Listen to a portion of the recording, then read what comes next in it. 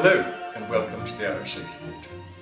Today I want to talk to you about one of the most remarkable ruined country houses in Ireland, Dromore Castle, County Limerick.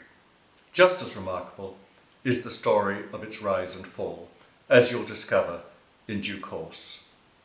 But first, driving west from Limerick City, after about 10 miles it's impossible, even at some distance, not to notice a large and very striking building on the top of a rise in what is otherwise relatively flat countryside. This is Dromore Castle, or at least what remains of it.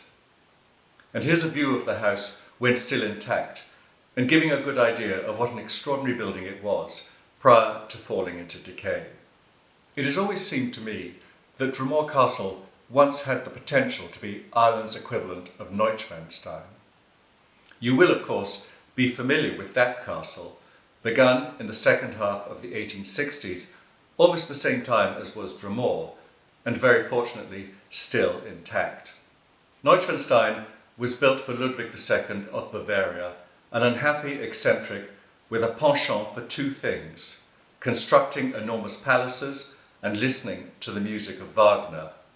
I'm afraid I don't know the musical tastes of the man who commissioned Dromore Castle. This was William Perry, 3rd Earl of Limerick, who in 1866 inherited a large estate from his late father, the 2nd Earl. The Perrys had been associated with Limerick, and in particular with the city, since the early 17th century, when one Edmund Perry had married Susanna Sexton, an heiress whose family owned large swathes of land in this part of the country. Their descendant, Edmund Sexton Perry, served as Speaker of the Irish House of Commons between 1771 and 1785, after which he was created Viscount Perry. In the meantime, and during the same period, he had embarked on developing his landholdings on the outskirts of Limerick City, creating there a new urban quarter known as Newtown Perry, now the largest group of Georgian housing outside of Dublin. Newtown Perry is studded with wonderful architectural set pieces, such as the Customs House, now the Hunt Museum, dating from 1765 and designed by Davis Ducart.